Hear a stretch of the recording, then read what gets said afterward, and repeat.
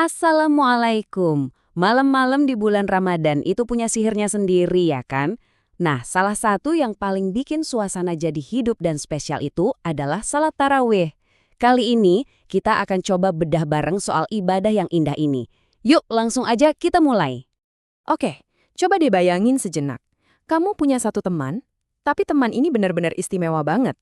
Saking istimewanya, kedatangannya tuh selalu kamu tunggu-tunggu sepanjang tahun. Tapi, ada satu hal unik soal teman ini. Dia cuma datang berkunjung sekali dalam setahun. Pastinya, kamu bakal sambut dia dengan sukacita yang luar biasa kan? Pengennya ngabisin waktu bareng terus, nggak mau pisah. Nah, tamu super istimewa yang datangnya setahun sekali itulah perumpamaan untuk bulan Ramadan. Dan sholat tarawih itu adalah salah satu cara kita yang paling indah buat bilang selamat datang, buat menghormati, dan buat benar-benar menikmati setiap momen bareng tamu agung ini. Oke, jadi yuk kita bahas lebih dalam. Gimana sih sholat tarawih ini jadi bagian dari cara kita menyambut tamu istimewa kita bulan Ramadan? Jadi, apa sih sebenarnya sholat tarawih itu? Gampangnya, ini sholat sunnah spesial yang kita kerjain cuma pas malam-malam bulan Ramadan, abis sholat Isya. Yang keren tuh namanya. Tarawih itu asalnya dari kata Arab raha, yang artinya istirahat, santai. Kenapa? Karena di antara rakaat-rakaatnya ada jeda sebentar buat kita istirahat, buat napas, buat ngumpulin energi lagi setelah seharian puasa. Jadi, ibadahnya sendiri udah punya filosofi ketenangan di dalamnya. Dan ini bukan ibadah biasa loh. Dasarnya itu kuat banget. Ada sebuah hadis yang super terkenal dari Bukhari dan Muslim yang isinya tuh sebuah janji yang luar biasa.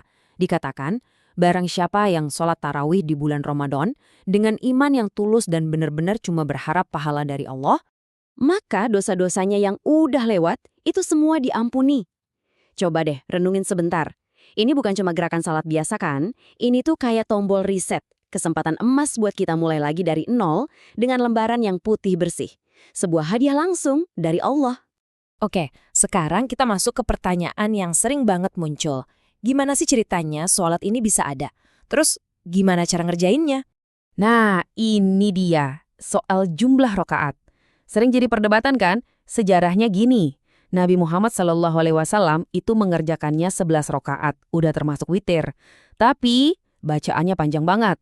Nah, pas zaman Khalifah Umar bin Khattab, beliau menginisiasi sholat ini jadi 20 rokaat dengan bacaan yang lebih pendek. Tujuannya, biar lebih ringan dan semua orang bisa ikutan. Intinya apa? Dua-duanya benar, dua-duanya sah. Ini nunjukin betapa luasnya rahmat Allah. Ada pilihan, ada kemudahan. Sekarang kita masuk ke bagian yang paling seru menurut saya. Kenapa sih kita dianjurin banget buat tarawih itu bareng-bareng, berjamaah di masjid? Ternyata ada kekuatan yang luar biasa di baliknya. Pertanyaannya simpel, tapi dalam banget. Kenapa harus berjamaah? Kenapa repot-repot ke masjid? Padahal kan di rumah juga bisa sholat sendiri. Jawabannya ada di angka ini. 27.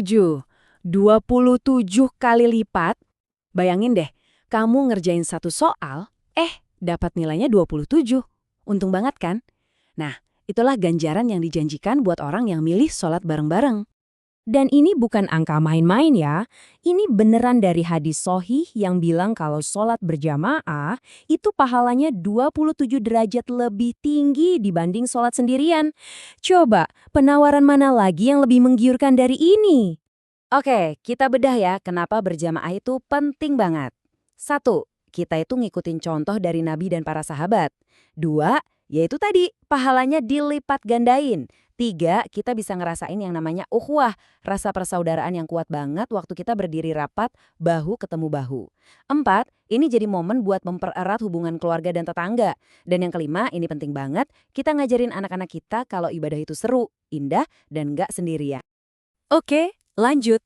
Selain pahala yang luar biasa, ternyata ada banyak fakta seru dan manfaat tersembunyi dari sholat tarawih. Siap? Nih coba dengerin.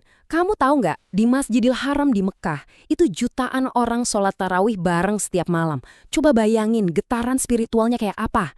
Terus, banyak banget masjid di seluruh dunia yang punya program khataman Quran selama tarawih. Jadi dalam sebulan, kita bisa dengerin 30 juz penuh. Plus, ada manfaat buat badan juga.